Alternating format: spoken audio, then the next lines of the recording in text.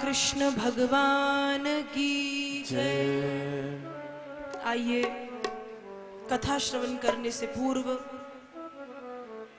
राम कथा एवं कृष्ण कथा के परम रसिक अनंत विभूषित संत श्रोमणि श्री हनुमान जी महाराज के चरणों की वंदना करें। इस वंदना में आप सब मेरा सहयोग दें।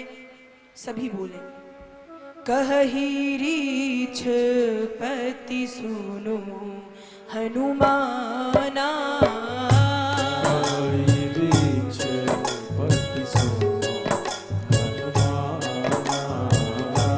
काचुक साधी रहे बलवाना, काचुक साधी रहे बलवाना, पवन तनय बल पवन समाना, पवन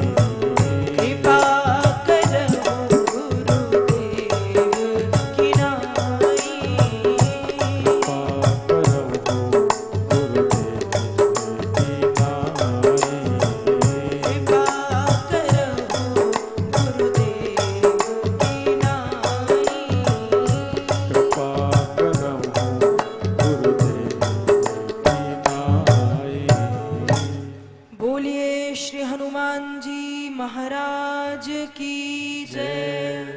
श्री राधा कृष्ण भगवान की जय। कल की पावन कथा में आप सभी लोगों ने भरत जी, जड़ भरत जी के पावन प्रसंग को श्रवण किया,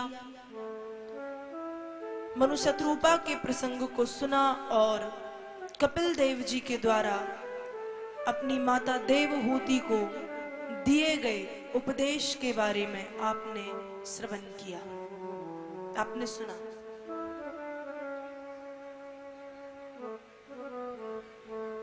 आगे भागवत जी में प्रहलाद जी के पावन प्रसंग की कथा आती है। भागवत जी में बाबा वेद व्यास जी लिखते हैं, बड़ा सुंदर भाव। गोप्यः कामात् भयात् कंसो द्वेषाचेत्यादयो नृपः संबंधात् वृषणया स्नेहाद् ययं भक्त्या वयं विभो। इस जीव को किसी न किसी रूप में, किसी न किसी तरह से भगवान से अपना संबंध स्थापित कर लेना चाहिए। हमारा भगवान के साथ कोई संबंध होना चाहिए।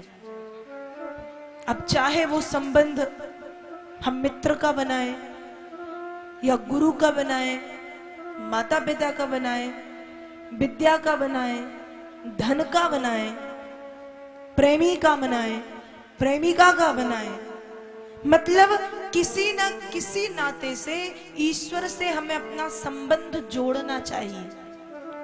कोई जरूरी नहीं है कि एक भक्त का भगवान के साथ सिर्फ भक्त और भगवान का ही संबंध बने।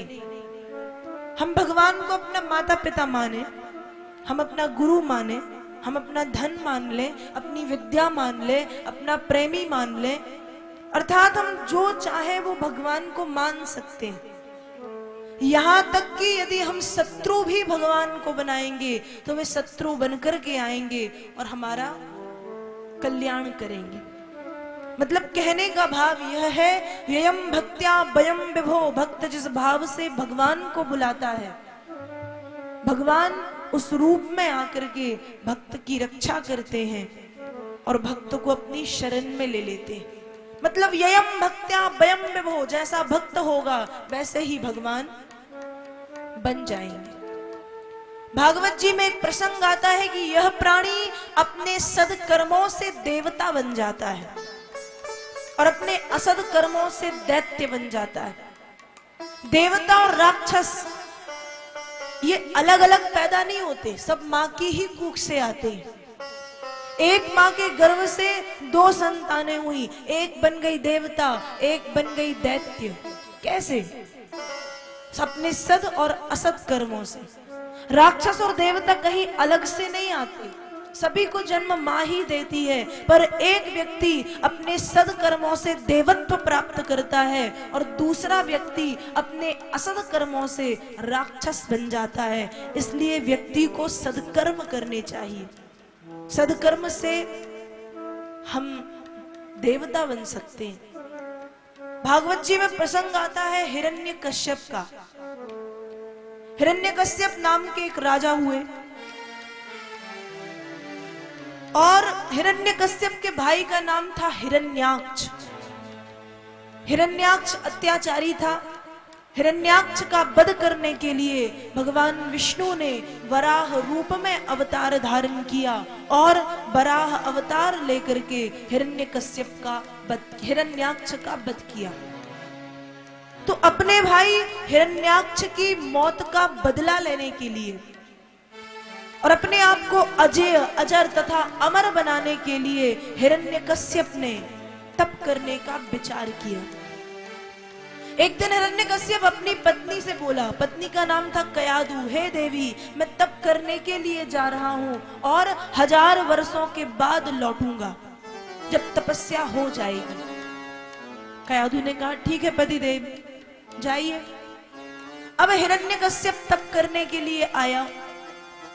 एक पेड़ के नीचे हिरण्यकश्यप तप करने के लिए बैठा था। उस पेड़ के ऊपर एक तोता आकर के बैठ गया और उस तोते ने कहना शुरू किया। क्या कहना शुरू किया? नारायण नारायण श्रीमन नारायण नारायण नारायण नारायण नारायण श्रीमन नारायण नारायण नारायण नारायण नारायण भजमन नारायण नारायण नारायण। तोते ने कहना शुरू किया। क्या? श्रीमन नारायण श्रीमन नारायण श्रीमन नारायण श्रीमन नारायण। अब हिरण्यकश्यप को बड़ा गुस्सा आया कि मेरे ही सामने मेरे ही घोर शत्रु का नाम ले रहा है। गुस्से में हिरण्यकश्यप उस पेड़ के नीचे से उठा और दूसरे पेड़ के नीचे जाकर के बैठ गया। अब तोता उड़ करके दूसरे पेड़ के ऊपर बैठता है। यहाँ हिरण्यकश्यप ने नेत्र बंद की तप करने के लिए और यहाँ तोते ने कहना शुरू किया। क्या? नारायण नारायण श्रीमन नारायण नारायण नारायण नारायण नारायण लक्ष्मी नारायण नारायण नारायण। दूसरे वृक्ष के ऊपर भी तोता जाकर के बैठता है और शुरू करता है कहना नारायण नारायण श्रीमन नारायण भजमन नारायण लक्ष्मी नारायण। हिरण्यकश्यप का क्रोध बढ़ गया। तीसरे वृक्ष के नीचे पहुंचा। तोता उड़ करके वहीं पहुंच गया। तीसरे वृक्ष के ऊपर तोता बैठा। हिरण्यकश्यप ने तप करना प्रारंभ किया और तोते ने कहना शुरू किया। श्रीमन नारायण श्रीमन नारायण श्रीमन नारायण भजमन नारायण लक्ष्मी नारायण। अब हिरण्यकश्यप क्रोध में लाल पीला हो गया। बड़ा गुस्सा आ रहा है उसे। वहां से उठा और अपने घर लौट आया। अब यहाँ पत्नी कयादू ने विचार किया कि मेरे पतिदेव कह करके गए थे कि 1000 वर्ष के बाद लौटूंगा और सुबह गए थे और शाम भी नहीं हुई लौट आए। कयादू ने पूछा पतिदेव, पहले तो मन में सोचा कि मैं कैसे पूछूं कितनी जल्दी कैसे आ गए, हो सकता है इन्हें बुरा लग जाए। तो कयादू ने अपने हाथों से भोजन बनाया, तैयार किया भोजन, स्वादिष्ट भोजन बना करके रात्रि में अपने पति को अपने हाथों से भोजन कराने लगी। और भोजन कराते कराते बड़े प्यारे शब्दों में बड़ी मीठी मीठी बातें करते हुए पूछा कि हे पतिदेव, क्या आपके एक दिन के तप से भगवान प्रसन्न हो गए और आपको वरदान दे दिया? क्योंकि आप तो कह के गए थे कि मैं 1000 वर्षों के बाद लौटूंगा और आप सुबह गए थे शाम को आ गए। तब हिरण्यकश्यप ने बताया कि हे देवी, क्या बताऊं, मैं जिस वृक्ष के नीचे जाकर के तपस्या कर रहा था उस वृक्ष के ऊपर एक तोता आकर के बैठ गया और उस तोते ने नारायण नारायण नारायण नारायण श्रीमन नारायण भजमन नारायण लक्ष्मी नारायण कहना शुरू कर दिया। कयादू ने पूछा पतिदेव जरा फिर से तो बताइए तोता क्या कह रहा था? हिरण्यकश्यप ने कहा नारायण नारायण नारायण नारायण नारायण कह रहा था। कयादू बोली कि बड़ा अटपटा सा नाम है पतिदेव, मुझे समझ में नहीं आया, फिर से तो बताओ। हिरण्यकश्यप ने कहा, अरे देवी, नारायण नारायण नारायण नारायण कह रहा था। कयाधु ने कहा, पतिदेव अब भी समझ में नहीं आया, एक बार और बताओ। हिरण्यकश्यप बोला, नारायण नारायण नारायण नारायण कह रहा था। कयाधु ने कहा, अच्छा अच्छा, तू नारायण कह रहा था।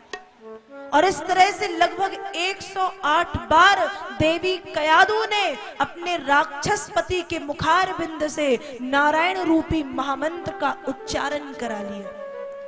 एक पत्नी थी धुंधली, जिसका प्रसंग आपने कल सुना था, परसों सुना था। एक पत्नी थी धुंधली, जिसने अपने पति को इतना तंग किया कि पति आत्महत्या करने के लिए तैयार हो गया। और एक पत्नी है कयाधु, जिसने अपने राक्षस पति के मुख से 108 बार नारायण रूपी महामंत्र का उच्चारण कराया। यदि पत्नी चाहे तो अपने पति को पतन के रास्ते पर भेज सकती है, और यदि पत्नी चाहे तो अपने पति को पतन के रास्ते पर जाने से रोक सकती है, यदि पत्नी चाहे तो।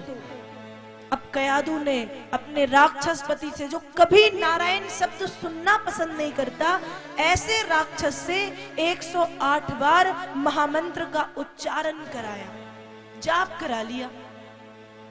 और फिर दूसरे दिन हिरण्यकश्यप पुनः तप करने के लिए जाता है, पुनः तप करने के लिए पहुंचता है। और इस बार हिरण्यकश्यप का दृढ़ निश्चय है कि कुछ भी हो जाए तब तो मुझे करना ही है। हिरण्यकश्यप तप करने के लिए पहुंचा। यहां देवी कयाधु गर्भवती हुई। हिरण्यकश्यप का तप जारी है, कयाधु गर्भवती है, अकेली है। इंद्र को यह बात पता चली। उस समय इंद्र ने विचार किया कि अवश्य ही कयाधु के गर्भ में हिरण्याक्ष की राक्षस संतान है, इसलिए मैं कयाधु के गर्भस्थ शिशु को मार डालूंगा। और इंद्र कयाधु को पकड़ करके ले जाने लगा। मार्ग में नारद जी मिले। नारद जी ने पूछा, इंद्र ये क्या कर रहे हो? इंद्र ने बताया कि मैं इसके शिशु को मार करके इसे छोड़ दूंगा। तब नारद जी ने कहा कि हे इंद्र, कयाधु के गर्भ में कोई राक्षस नहीं, कयाधु के गर्भ में भगवान के परम भक्त श्री प्रहलाद जी महाराज विराजमान हैं। उस समय इंद्र ने कयाधु के गर्भ की प्रदक्षिणा की, कयाधु के गर्भ को प्रणाम किया। इंद्र वापस लौटे। यहाँ नारद जी देवी कयाधु को अपने आश्रम में ले आए, और नारद जी ने देवी कयाधु का पालन पोषण एक पुत्री की भांति किया। नारद जी देवी कयाधु से प्रतिदिन जाप कराते थे, देवी कयाधु को प्रतिदिन भगवत चर्चा सुनाते थे, देवी कयाधु से रामचरितमानस का पाठ कराते थे, गीता पढ़ाते थे, अच्छी अच्छी प्रभु की लीलाएं सुनाते थे। और उसका प्रभाव गर्भस्थ शिशु पर पड़ा। इसलिए माताएं ध्यान रखें, जब माताएं गर्भवती हों तो माताओं को अपने मन को अच्छे कामों में लगाना चाहिए, अपने शरीर को अच्छे काम में लगाना चाहिए, अपनी वाणी से अच्छी बातें करना चाहिए, क्योंकि माताएं जो करती हैं उसका प्रभाव गर्भ में रहने वाले शिशु पर पड़ता है। इसलिए जब माताएं गर्भवती हो तो उन्हें जितना ज्यादा हो सके भगवत भक्ति, भगवत भजन करना चाहिए, अच्छे अच्छे ग्रंथ पढ़ना चाहिए, अच्छी अच्छी पुस्तिकाएं पढ़नी चाहिए। रामचरितमानस का पाठ करो, गीता का पाठ करो, भागवत जी का पाठ करो, भागवत जी सुनो, भगवान के भजन करो, भगवान की मूर्ति का, भगवान के स्वरूप का दर्शन करो। उसका प्रभाव गर्भस्थ शिशु पर अवश्य ही पड़ता है। ये महाभारत के प्रसंग में इस बात से शिक्षा मिल जाती है। जब देवी सुभद्रा गर्भवती थी, सुभद्रा मतलब अर्जुन की पत्नी, उस समय अभिमन्यु गर्भ में थे और अर्जुन ने देवी सुभद्रा को चक्रव्यूह रचना सुनाई थी और अभिमन्यु ने वो रचना गर्भ के भीतर सुनी थी। इसलिए जब महाभारत का युद्ध हुआ तो अर्जुन नहीं थे, तब अभिमन्यु कहते हैं कि जब गर्भ में मैं था तब पिताजी ने मां को चक्रव्यूह भेदन सुनाया था, इसलिए मैं चक्रव्यूह भेदन कर सकता हूं, पर आधा सुनाया था। आधा पिताजी नहीं सुना पाए, वे कहीं चले गए, इसलिए अभिमन्यु आधे चक्रव्यूह का भेदन कर देते। मतलब कहने का भाव यह है कि जब माताएं गर्भवती हों तो उन्हें अच्छे काम, अच्छी बातें, अच्छा भजन, अच्छा पूजन पाठ करना चाहिए, क्योंकि उसका प्रभाव गर्भस्थ शिशु पर पड़ता है। आप बुरे काम करोगे, आप बुरी बातें करोगे, आप बुरी बातों में ज्यादा व्यस्त रहोगे तो उसका प्रभाव गर्भस्थ शिशु पर पड़ेगा। आप अच्छे काम करोगे, भजन करोगे, भक्ति करोगे, कथाएं सुनोगे, कीर्तन करोगे, उसका प्रभाव गर्भस्थ शिशु पर पड़ेगा। तो यहाँ देवी कयादु गर्भवती हैं, नारद जी भजन कराते हैं और कयादु का भजन इतना ज्यादा बढ़ गया, धर्मशास्त्र तो ये तक कहते हैं कि जब कयादु गर्भवती थी तो कयादु के गर्भ से नारायण नारायण नारायण नारायण की ध्वनि सुनाई पड़ती थी। मतलब प्रहलाद ने गर्भ के भीतर ही नारायण शब्द का उच्चारण करना प्रारंभ कर दिया था। और यहाँ प्रहलाद जी का जन्म हुआ। प्रहलाद जी कुछ बड़े हुए।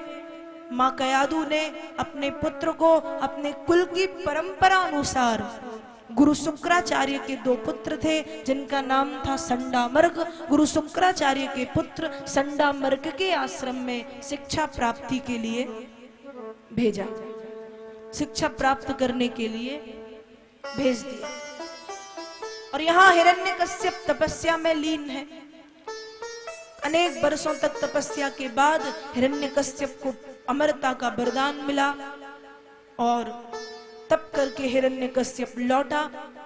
यहाँ देवी कयादु ने शुभ समाचार दिया कि हमारा एक पुत्र भी है। और यहाँ पुत्र की बात सुन के हिरण्यकश्यप प्रसन्न हुआ। प्रहलाद जी आए, माँ ने तैयार किया और कहा कि पिताजी से प्रणाम करके अच्छे से बात करना। प्रहलाद जी हिरण्यकश्यप के पास पहुंचे। हिरण्यकश्यप ने अपने पुत्र को बड़े लाड़ से गोद में बिठाया और कहा कि बेटे बताओ, गुरुकुल में रहकर के तुमने क्या सीखा? तब प्रहलाद जी कहते हैं, हे पिताजी, तत्साधु मन्ये सुरवर्य देहिनाम तथा समुद्विग्न धियाम सद्ग्रहात् हित्वात्मपातं ग्रहमन्धकूपं वनं गतो यद हरिमाश्रयेतो। हे पिताजी, मैंने ये सीखा, ये जो गृहस्थी है ये मंदकूप है, अंधेरा कुआं है, जलहीन कुआं है। इस अंधकूप से निकल करके व्यक्ति को जंगल में जाकर के भगवान नाम कीर्तन करना चाहिए। मैंने ये सीखा। हिरण्यकश्यप को क्रोध आया, पर मन में बात आई कि शायद गुरुकुल में मेरा कोई शत्रु रहता है जो प्रहलाद को उल्टी शिक्षा दे रहा है, जो प्रहलाद को उल्टे पाठ पढ़ा रहा है। हिरण्यकश्यप ने संडामर्क को बुलवा करके प्रहलाद जी को पुनः शिक्षा प्राप्ति के लिए भेजा। यहाँ प्रहलाद जी फिर से शिक्षा प्राप्ति के लिए गुरुकुल पहुंचे और राक्षस कुल की उन्हें शिक्षाएं दी गई। एक दिन संडामर्क आश्रम से कहीं बाहर गए हुए थे। आश्रम के अन्य शिष्यों ने सोचा कि आज हम कोई खेल खेलेंगे। तब प्रहलाद जी ने कहा कि आओ मैं तुम्हें एक नया खेल सिखाऊं। प्रहलाद जी ने सारे शिष्यों को बुलाया, बीच में खड़े हुए, गोल बनाकर के शिष्य आजू बाजू खड़े हो गए और प्रहलाद जी ने हरे कृष्ण कृष्ण कृष्ण हरे हरे, हरे राम राम राम हरे हरे, प्रहलाद जी ने कहना शुरू किया। आइए कुछ क्षण के लिए हम भी प्रहलाद बन जाएं और बस 2 क्षण प्रहलाद जी की तरह भगवान के इस महामंत्र का जाप करें। सभी बोले, हरे कृष्णा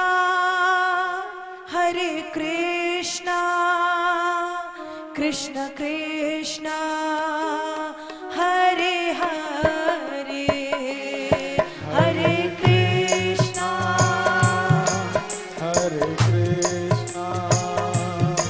कृष्ण कृष्णा हरे हरे,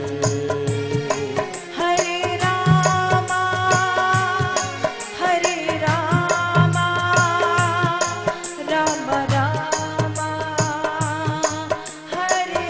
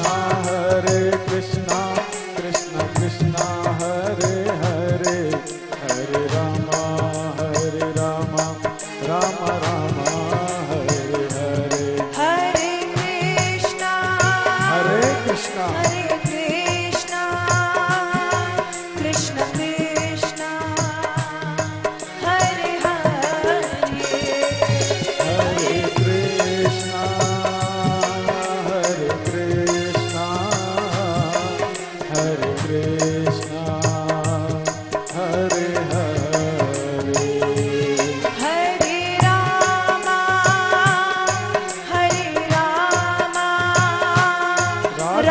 रामा हरे हरे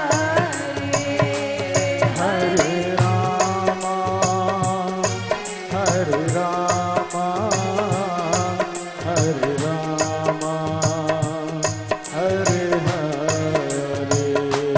हरे कृष्णा हरे कृष्ण कृष्णा कृष्ण कृष्णा हरे हरे हरे कृष्ण हरे कृष्ण कृष्ण कृष्ण हरे हरे हरे राम जय हो राम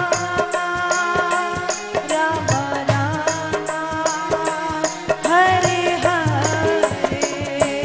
हरे रामा हरे रामा राम रामा हरे हरे कृष्णा कृष्णा हरे हरे कृष्णा कृष्ण हरे हरे प्रहलाद जी ने अपने मित्रों के साथ हरे कृष्ण महामंत्र का जाप करना प्रारंभ किया। कुछ समय बाद आश्रम में गुरुजनों का आगमन हुआ। प्रहलाद जी को इस तरह से नारायण के नाम में थिरकते हुए देख करके संडामर्क ने विचार किया कि यदि हिरण्यकश्यप को पता चला तो वो हमें मार डालेगा। संडामर्क प्रहलाद जी को रोकने के लिए प्रहलाद जी के पास पहुंचे, लेकिन जैसे ही संडामर्क ने प्रहलाद जी को छुआ, स्पर्श किया, संडामर्क भी भगवान नाम का स्मरण करते हुए, भगवान नाम संकीर्तन करते हुए नाचने लगे। और उसी दिन हिरण्यकश्यप ने अपने 2 दूतों को भेजा और कहा कि देख करके आओ प्रहलाद आश्रम में क्या कर रहा है। सैनिक आए, दूत आए, देखा तो प्रहलाद जी नाच रहे थे। बड़ा गुस्सा आया सैनिकों को। सैनिक भी प्रहलाद जी को रोकने के लिए जब आगे बढ़े तो प्रहलाद जी का स्पर्श पाते ही सैनिक नाचने लगे। अब हिरण्यकश्यप को लगा कि अवश्य ही कुछ हो रहा है, तभी अभी तक हमारे सैनिक लौटे नहीं। हिरण्यकश्यप स्वयं आश्रम में पहुंच गया और जब हिरण्यकश्यप आश्रम में पहुंचा तो हिरण्यकश्यप ने देखा प्रहलाद नाच रहे हैं, प्रहलाद के और भी मित्र नाच रहे हैं, गुरुजन नाच रहे हैं और हिरण्यकश्यप के सैनिक भी नारायण के नाम की धुन में थिरक रहे हैं, नाच रहे हैं। हिरण्यकश्यप का क्रोध बढ़ गया और तब हिरण्यकश्यप प्रहलाद जी को रोकने के लिए आगे बढ़ा। अब आप सोच रहे होंगे कि हिरण्यकश्यप ने प्रहलाद जी को छुआ, फिर क्या हुआ? क्योंकि जब गुरुजनों ने छुआ प्रहलाद को तो वे नाचे, सैनिकों ने छुआ तो वे नाचे। हिरण्यकश्यप ने छुआ तो क्या हुआ? जब हिरण्यकश्यप ने प्रहलाद जी का स्पर्श किया तो हिरण्यकश्यप नहीं नाचा। क्यों? क्योंकि वो फ्यूज बल्ब की तरह था।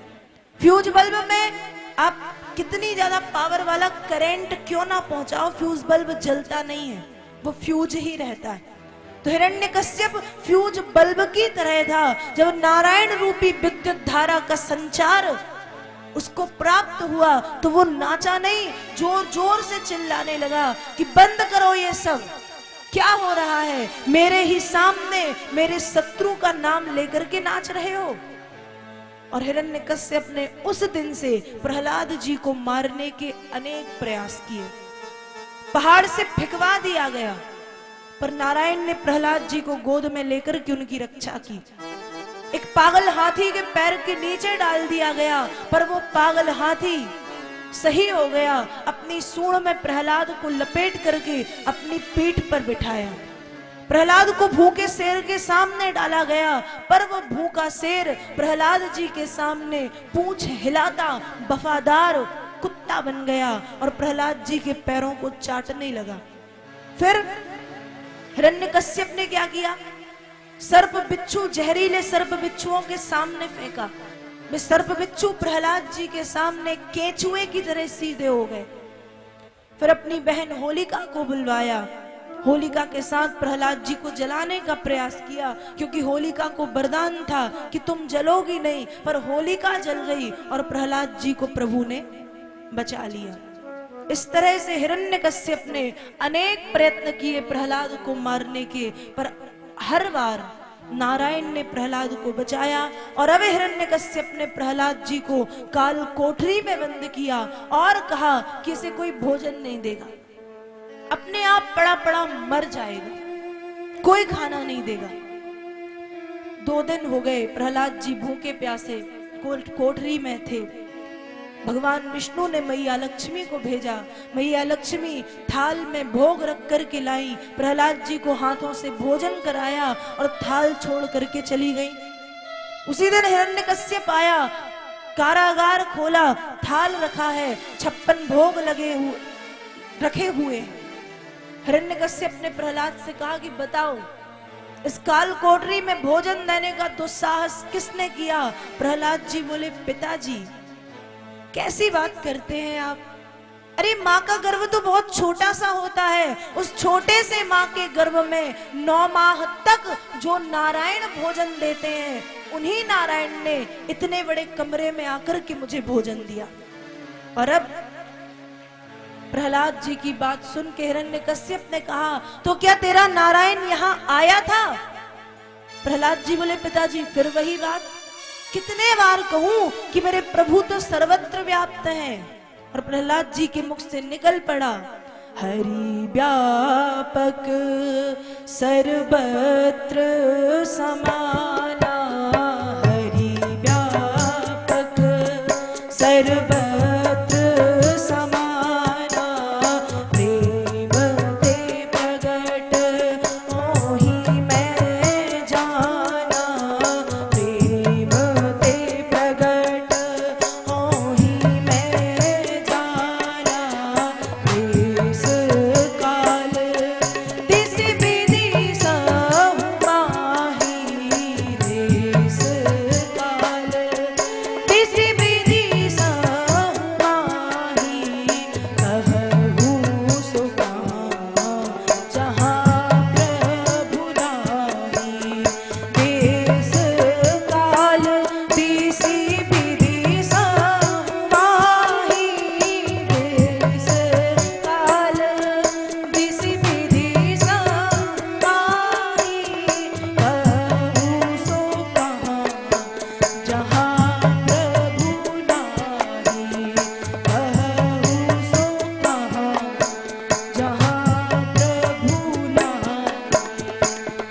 प्रहलाद जी ने कहा कि पिताजी मेरे नारायण आए थे नहीं, मेरे नारायण तो सर्वत्र व्याप्त हैं, देश काल दिसि विधि सहु माही, कहूँ सो कहाँ जहाँ प्रभु नाही। वे तो सर्वत्र व्याप्त हैं, वे तो कण कण में हैं। और जब हिरण्यकश्यप ने सुना कि नारायण कण कण में है, तो हिरण्यकश्यप बोला, वासौ यदि स सर्वत्र कस्मात् स्तंभे न दृश्यते, यदि सर्वत्र है तो इस खंबे में भी होगा, और यदि इस खंबे में है तो मुझे दिखता क्यों नहीं? प्रहलाद जी बोले, पिताजी बुलाइए तो सही, अभी दिखने लगेंगे। हिरण्यकश्यप ने सोचा, अच्छा मौका है इसे और इसके नारायण को मारने का। हिरण्यकश्यप अपनी गदा लेने के लिए गया। प्रहलाद जी ने अपने कान खंबे में लगाए और सोच रहे हैं, कह तो दिया है, क्या सचमुच मेरे प्रभु इस खंबे में है? जैसे ही कान खंबे में लगाए, सिंह गर्जना सुनाई दी। प्रहलाद जी समझ गए मेरे नारायण का आगमन हो चुका है। और यहाँ हिरण्यकश्यप अपना गदा लेकर के आया और अपने गदे से खंबे पर प्रहार किया, खंबा तोड़ा। और जैसे ही खंबा तोड़ा, नरसिंह भगवान का प्रागट्य हुआ। बोलिए नरसिंह भगवान की जय। नरसिंह भगवान आए, और जब नरसिंह भगवान आए तो हिरण्यकश्यप ने कहा मुझे वरदान है, ना मैं दिन में मरूंगा ना रात में। भगवान ने कहा मूर्ख, देख ना दिन है ना रात, सायंकाल की पावन बेला है। हिरण्यकश्यप ने कहा मनुष्य से मरूंगा ना देवता से। भगवान ने कहा ना मनुष्य हूं ना देवता, इसलिए नरसिंह बन करके आया हूं। हिरण्यकश्यप ने कहा अस्त्र से मरूंगा ना शस्त्र से। भगवान ने कहा ना अस्त्र है ना शस्त्र, अपने नखों से मैं तुझे मारूंगा, ना खूनों से मारूंगा। हिरण्यकश्यप बोला पृथ्वी पर मरूंगा ना आकाश में। भगवान ने हिरण्यकश्यप को पकड़ा, अपनी जंघा पर लिटाया और कहा देख ना तू पृथ्वी पर है ना आकाश में। जंघा पर लिटा करके उसके सीने को बीच में से चीर दिया, फाड़ डाला। हिरण्यकश्यप मारा गया और गुस्से में जाकर के नारायण बैठ गए। यहाँ प्रहलाद जी से देवताओं ने कहा कि तुम आप जाकर के भगवान को मनाइए। यहाँ प्रहलाद जी प्रभु के समीप में आए और प्रहलाद जी ने प्रभु के समीप में पहुंच करके प्रभु हाथ जोड़े और बड़ी सुंदर स्तुति प्रहलाद जी ने की। और जब प्रहलाद जी की स्तुति भगवान ने सुनी तो प्रहलाद जी कहते हैं कि हे भगवान, मैं यही चाहता हूं कि जब आप मुझे ना मिलो तो कामियों की तरह मैं आपको प्रेम करूं, और यदि आप मुझे मिल जाओ तो लोभियों की तरह मैं आपको छिपा करके रखूं। बस मैं ये चाहता हूं कि ना मिलो तो कामियों की तरह चाहूं, और मिल जाओ तो लोभियों की तरह छिपा करके रखूं। मेरी सुबह आपके नाम से हो, मेरी रात आपके नाम से हो जाए, निरंतर मेरे रोम रोम से आपके नाम की अविरल धारा प्रवाहित होती रहे। भगवान मैं ये चाहता हूं, ये वरदान दो। प्रभु ने वरदान दिया। प्रहलाद जी को अपनी गोद में बिठा करके प्रभु ने प्रहलाद जी को चूमना प्रारंभ किया, मतलब अपनी जीभ से प्रहलाद के गालों को चाटना शुरू किया, मानो नारायण प्रहलाद जी को चूम रहे हों, स्नेह कर रहे हों। और भक्ति का वरदान देकर के नारायण वहां से अंतर्धान हुए। इस तरह से नरसिंह अवतार धारण करके श्री हरि नारायण ने भक्त प्रहलाद की रक्षा की, भक्त प्रहलाद को बचाया। भगवान कृपालु है, बहुत कृपालु है, इतने कृपालु हैं कि अपने भक्त के लिए सब कुछ करने के लिए और सब कुछ बनने के लिए तैयार हो जाते हैं। इसलिए हमें भी चाहिए कि भजन के द्वारा, भक्ति के द्वारा हम उन प्रभु को रिझाएं और उन प्रभु को मनाने का प्रयत्न करें, प्राप्त करने की कोशिश करें। एक बड़ा सुंदर भाव आता है, आइए श्रवण करें। जो करते रहोगे भजन धीरे धीरे, भजन धीरे धीरे, तो मिल जाएगा वो, तो मिल जाएगा वो सजन धीरे धीरे। करते रहोगे भजन धीरे धीरे, भजन धीरे धीरे, तो मिल जाएगा वो, तो मिल जाएगा वो सजन धीरे धीरे।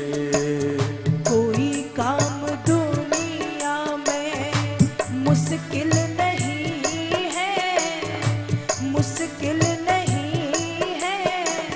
जो करते रहोगे, जो करते रहोगे जतन धीरे धीरे। कोई काम दुनिया में मुश्किल नहीं है, मुश्किल नहीं है। जो करते रहोगे, जो करते रहोगे जतन धीरे धीरे। जो करते रहोगे भजन धीरे धीरे, भजन धीरे धीरे, तो मिल जाएगा वो, तो मिल जाएगा वो सजन धीरे धीरे।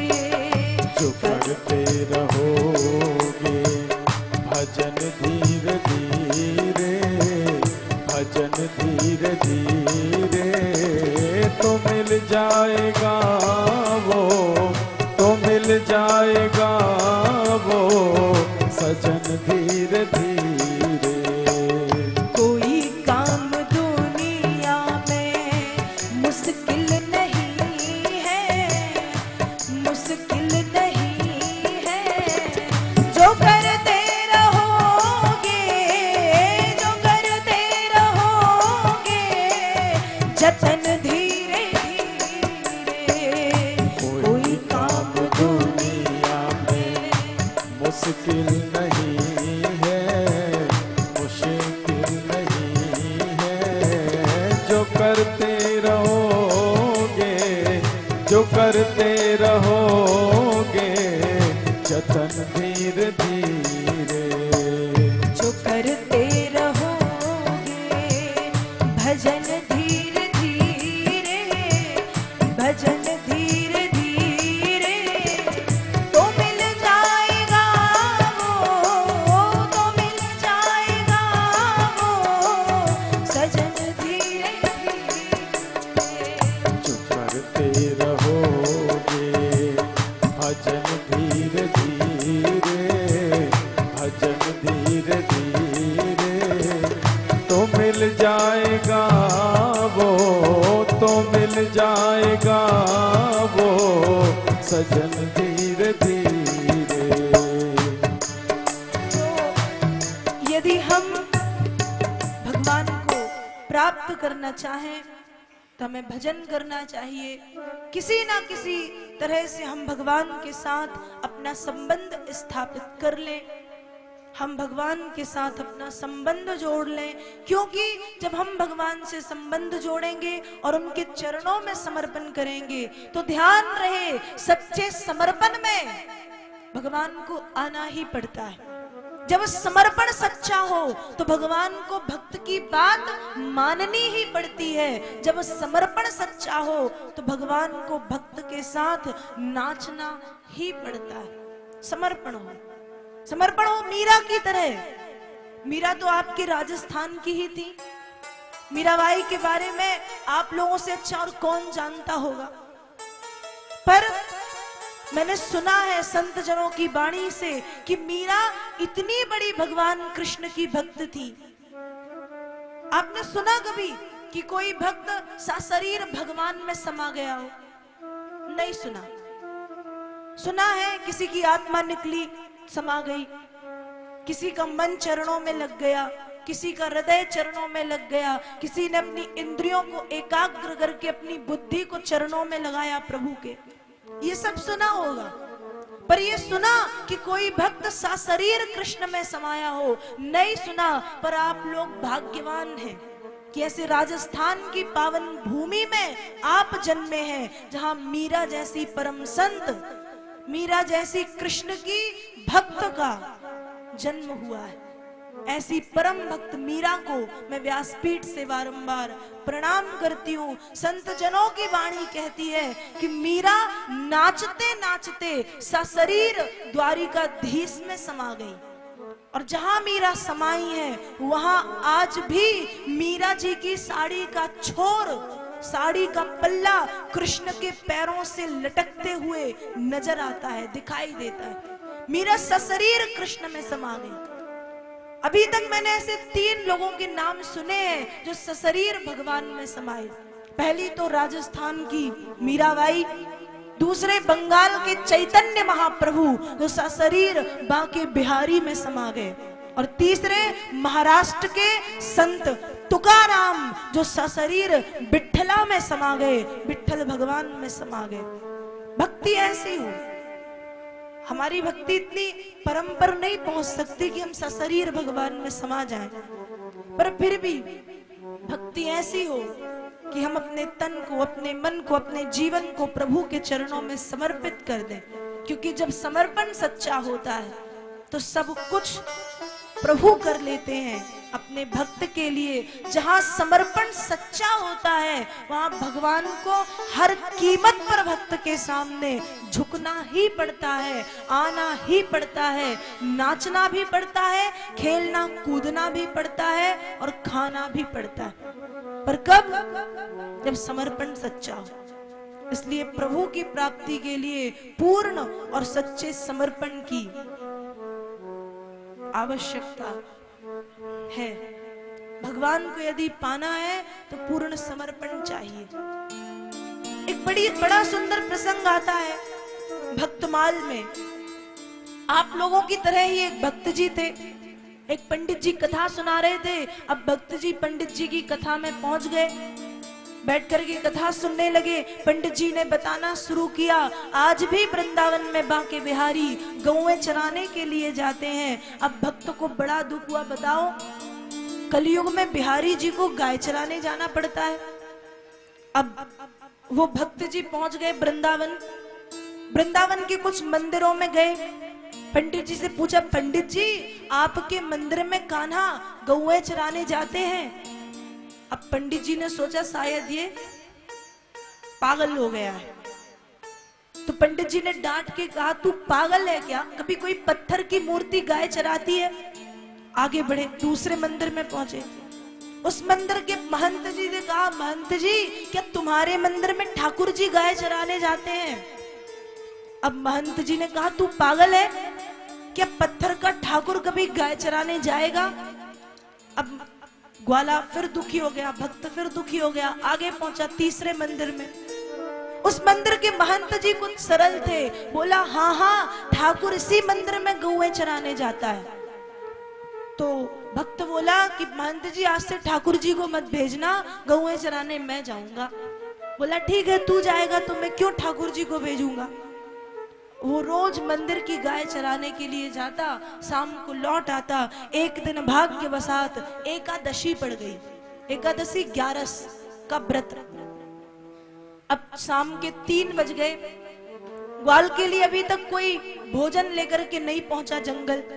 अब ग्वाल को बड़ा गुस्सा आ गया, मन ही मन बोला, कन्हैया जब तुम आते थे तो तुम्हें तो बड़ा कष्ट होता था, और अब मैं आ रहा हूं तो मुझे भोजन भी नहीं भेज सकते।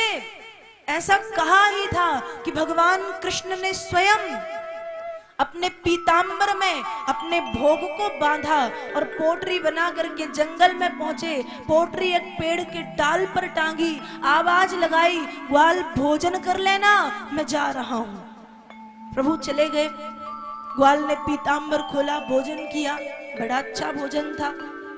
अब ग्वाल गुस्से में मंदिर आए शाम को। जब मंदिर आए तो ग्वाल ने मंदिर में आकर के ही पंडित जी से पहला प्रश्न किया, कामहंत जी मर गए, कामहंत जी मर गए, सबरे चेला आज जो भोजन लेकर गए, बन में श्री ब्रजराज। महंत जी क्या तुम्हारे सभी चेला सभी शिष्य मर गए हैं जो तुमने आज ब्रजराज मोहन को ठाकुर जी को भोजन लेकर के भेज दिया? पंडित जी ने कहा, आज तो सचमुच ये पागल हो गया है, कभी पत्थर का ठाकुर भोजन लेके जा सकता है?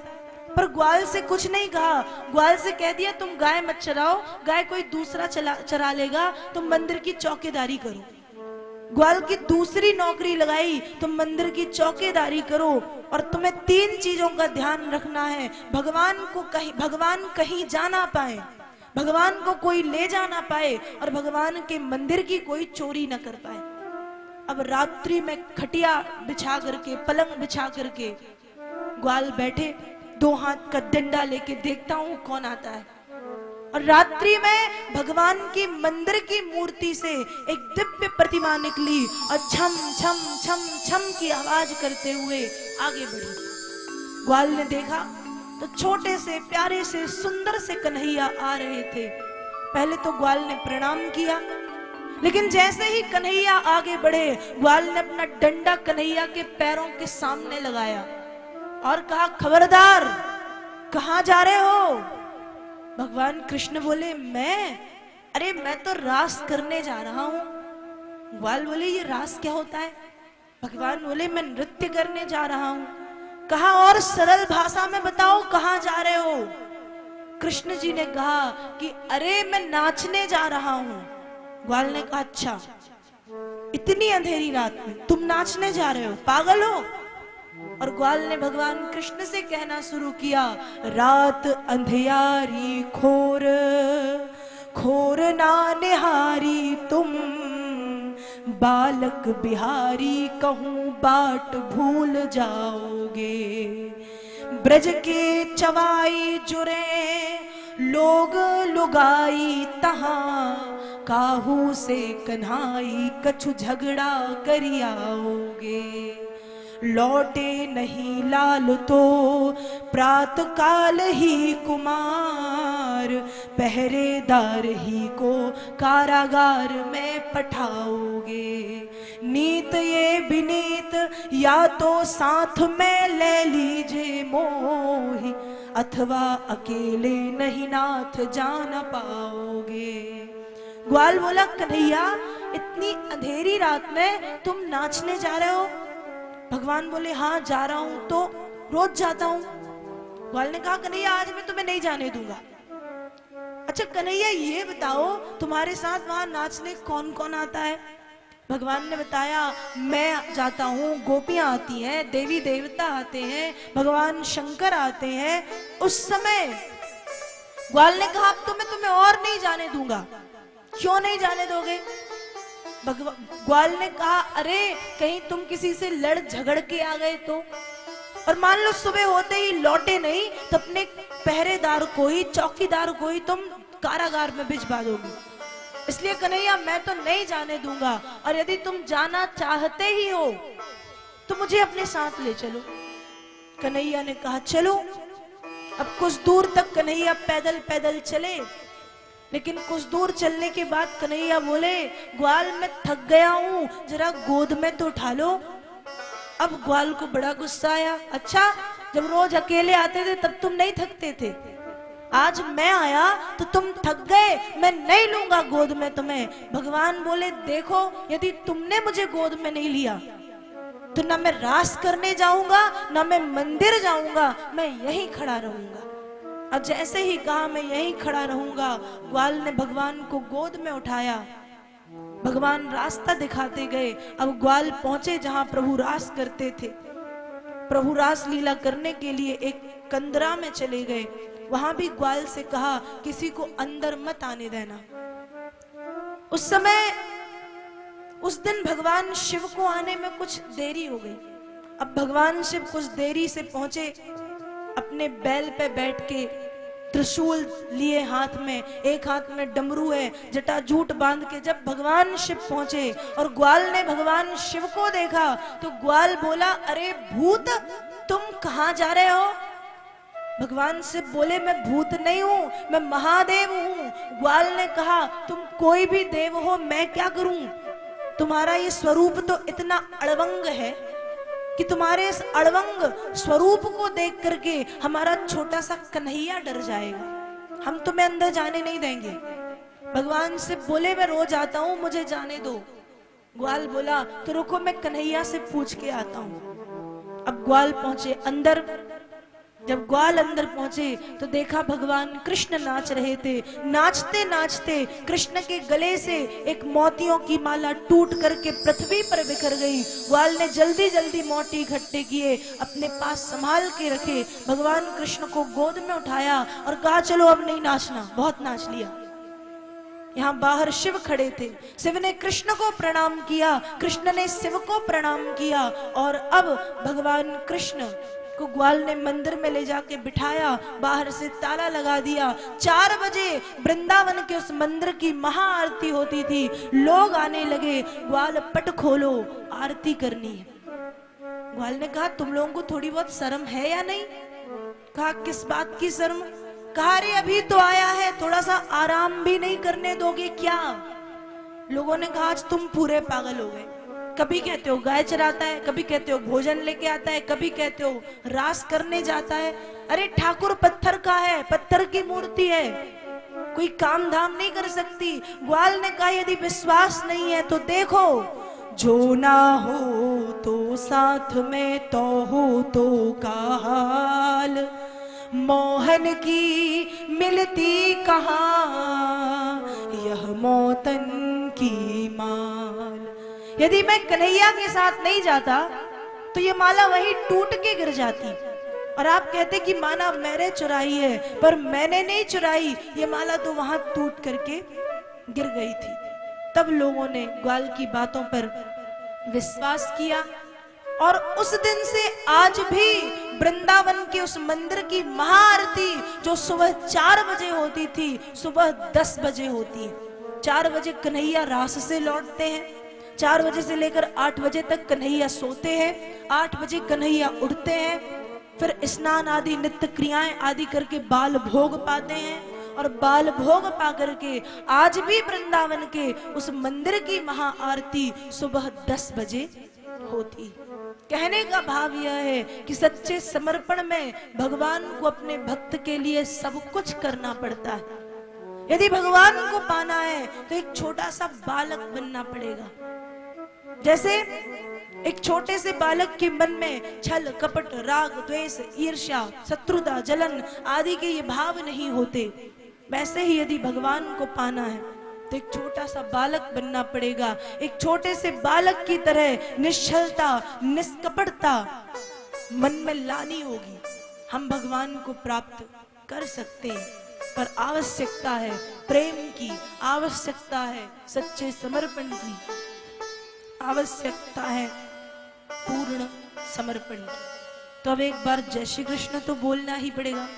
बोलिए श्री वृंदावन बिहारी लाल की जय, हनुमान जी महाराज की जय। आइए कुछ क्षण के लिए भगवान के पावन नाम का स्मरण करें, पर ध्यान रहे आज ना कोई ताली बजाने में कंजूसी करेगा और ना कोई बोलने में कंजूसी करेगा, क्योंकि आज अभी नहीं बजानी तालियां, अभी रुक जाओ, पहले कीर्तन शुरू होने दो, उसके बाद